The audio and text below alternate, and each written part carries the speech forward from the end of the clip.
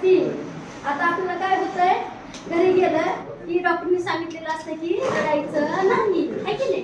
पण घरामध्ये कुणीतरी आपल्या हक्कानं आपल्याला काहीतरी बोलायला जातं, आपल्या आजोबा आहे, आपला सासरा आहे, आपला सासू आहे, असं बोलतात की नाही घरामध्ये. परत लोकांना कुणी जाऊन बोलल का, है की नाही. म्हणतात ना आपलं लेकरू मांडीवर हात म्हणजे काय मांडी आपण कापून टाकतो का, असं म्हणतो का ना आपण. पण आपल्या काय मन असतंय, मन त्या मनाला काय होतं, उगाच लागलेलं होतं. काय कुणी नाही बोला किंवा हक्काने बोललं कळत नाही आपल्याला. तर आपण काय करतो, लगेच ढसाढसा रडायला लागतो, है की नाही. एवढं मोठं चांगलं ऑपरेशन केलेलं ते वाया जाते आणि नजर आपली गायब होते. म्हणजे नुकसान कुणाचं होतंय, आपलं स्वतःचं नुकसान होतं, है की नाही. त्याच्यामुळे आपण काय करायचं, घरी गेलं ना, आता तुमचं नाव काय बाबा? Good morning. आता लक्ष्मण काय देहाला नाव आहे की नाही, आत्म्याला आहे का नाव? कुणा नाही देहाला. आता माझं नाव रंजन आहे, बरोबर आहे. मला नाव आहे, देहाला नाव आहे. मी जिवंत आहे तर पण मला नाव आहे. पण माझं मी मेल्यावर मला काय म्हणतात, दोडी म्हणते ती. मग बोलतात कुणाला, रंजनाला किंवा लक्ष्मणला. आपल्याला काय करायचंय, काय गरज नाही, है की नाही. आता आजीनं तुम्हाला बोललं, तुम्ही काय म्हणायचं, बोलायला तुम्हाला तुमचं नाव काय, सुधामतीला बोलायला. तुम्ही काय म्हणायचं, आई बाई सुधामतीला बोलते, सुधामती दिसती म्हणून बोलतात, है की नाही. सुधामती जर नाही दिसली, मेली तर तिला कुणी बोलव का. मग असं समजायचं, तुम्ही कुणी बी काय बोललं, लाथा मारला तर त्या व्यक्तीला मारायला म्हणायचं, त्या नावाला मारायला, मला कुणी काय नाही. म्हणजे तो आपल्यामध्ये कोण आहे, विठ्ठल आहे. श्वास चालतो बघा नीट, शांतपणाने आपला श्वास बघा.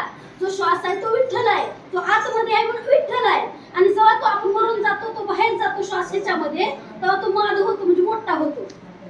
कुठं जातो, ह्या माधवामध्ये, ह्या मोठ्या विठ्ठलामध्ये, ह्या परमात्मामध्ये विलीन होतो. त्याच्यामुळं आपल्याला कुणी काय बोललं तर रडायचं नाही, पडायचं नाही आणि आनंदी राहायचं. भरपूर जेवण करायचं. आता एका डोळ्याचं ऑपरेशन झालंय, ज्यांचं डोळा दुसऱ्या डोळ्याचं झालंय ते बी काही दिवसांनी डोळा ऑपरेशन देणार. पण नंतर येऊन आपण ऑपरेशन करायचं.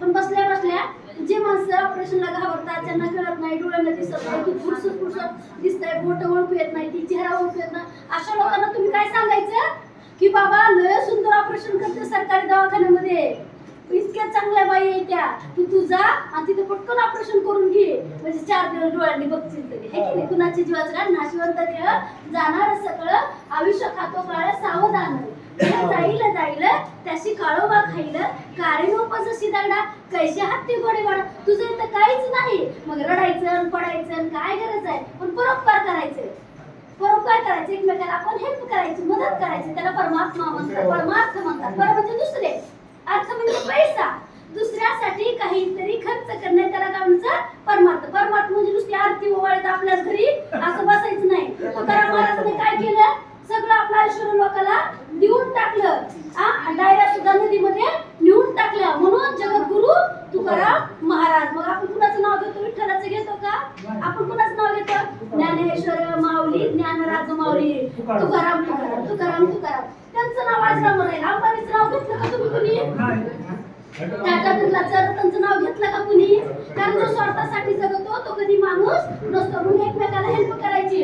आजीबाईने बी एखाद्याच्या घरात गेले की माय माय माय माझी बी सून तशीच करते म्हणायचं नाही. दुसऱ्याच्या घरात आग लावायची नाही.